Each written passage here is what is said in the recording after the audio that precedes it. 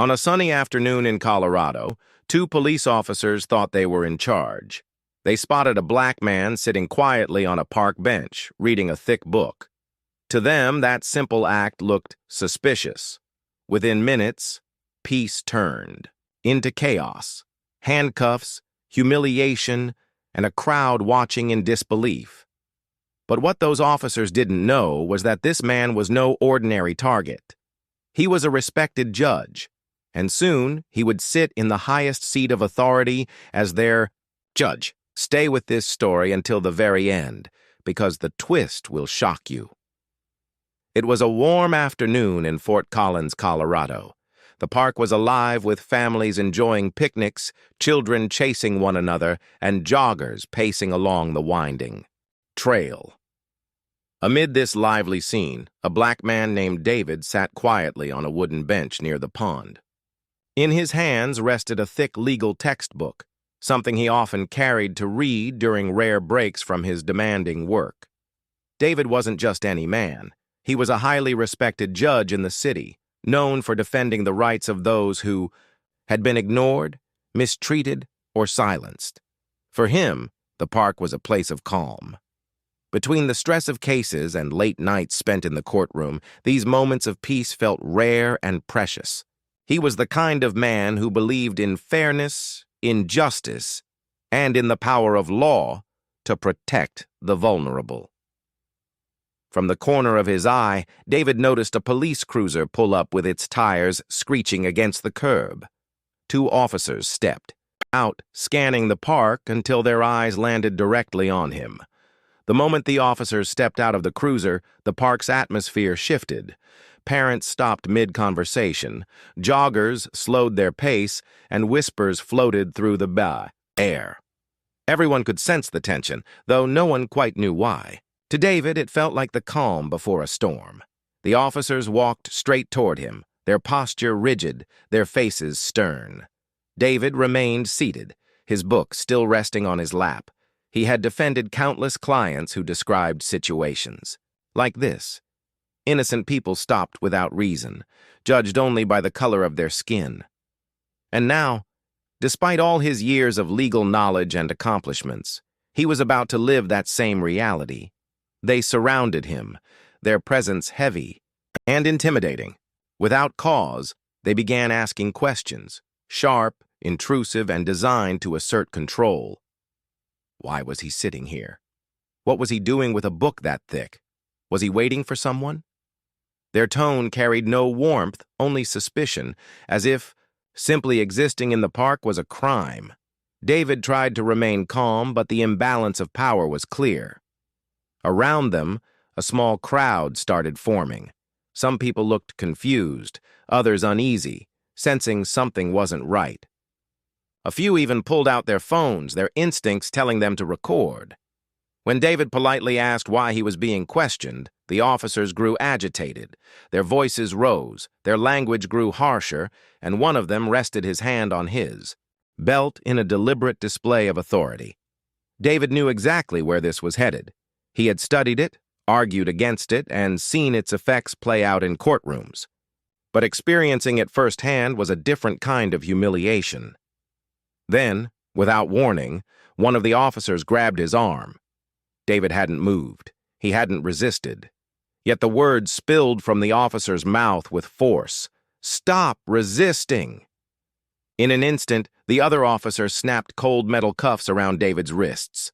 The crowd gasped. Some shouted in protest. A young woman near the pond raised her phone higher, capturing every second. David's heart pounded as he felt the weight of the handcuffs dig into his skin.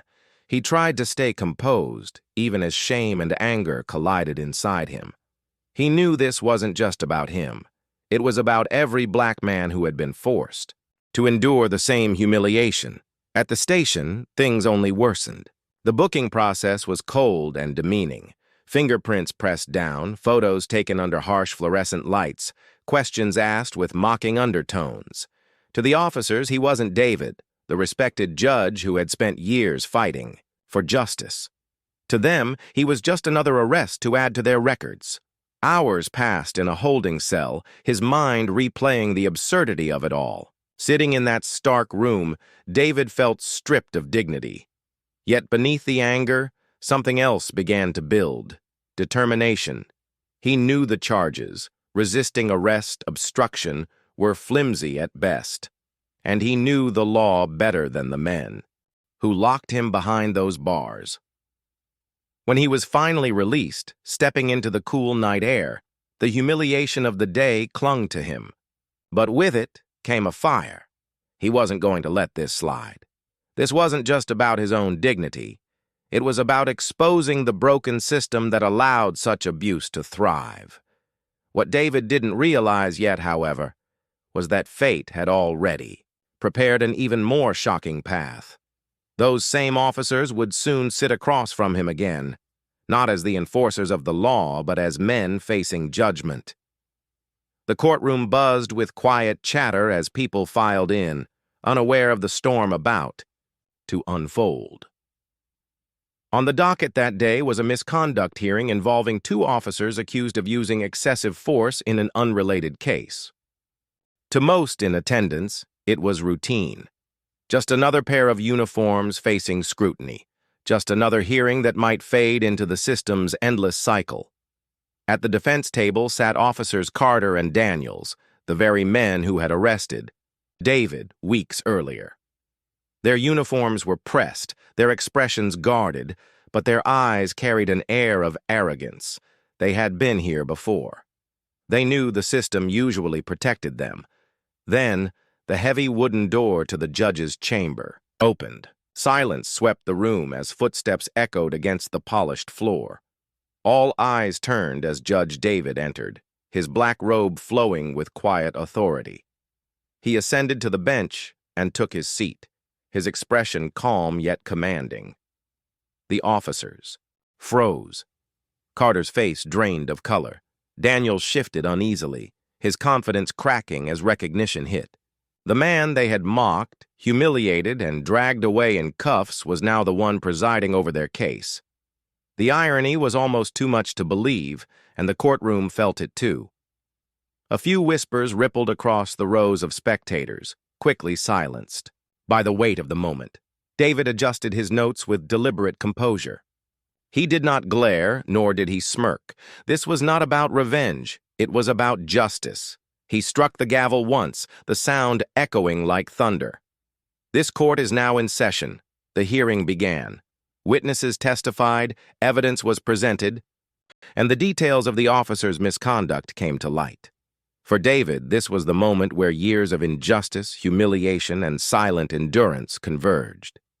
The crowd could see it. The officers could feel it. Justice was no longer a distant idea. It was standing right in front of them. The courtroom was packed when David returned to deliver his ruling. Word had spread of the extraordinary twist. The same officers who once arrested him now sat in his courtroom awaiting judgment. Reporters lined the back wall, community members filled every seat, and silence hung heavy in the air. David began with calm authority. He spoke not only about the case at hand, but about the responsibility of law enforcement to serve with fairness and integrity. He explained that when those entrusted with power misuse it, the damage goes far beyond the individual victim. It erodes the very trust that binds a community together. The evidence was undeniable. Carter and Daniels had used unnecessary force, ignored procedure, and treated citizens with contempt. Their actions were not mistakes. They were choices. David's decision was firm, yet measured. The officers were suspended without pay, required to undergo extensive retraining, and placed under strict monitoring with a permanent disciplinary record. It was accountability, not vengeance, but justice. As his gavel struck, the room exhaled. The officers sat in silence, their arrogance replaced by the weight of consequence. One of them muttered an apology, barely audible. But David didn't dwell on it. He knew real change wouldn't come from whispered words. It would come from action, reform, and accountability. That night, David reflected alone in his office. The memory of handcuffs and humiliation would never leave him, but neither would the image of a community rising, voices uniting, and justice finally being seen. He hadn't just ruled on a case, he had lit a spark. And as we ask ourselves today, how many more sparks will it take before real change becomes the fire that transforms our society? If you believe justice should never depend on the color of someone's skin, share this story, subscribe, and join us in demanding accountability. Because silence only protects the powerful, but truth, when spoken, can change everything.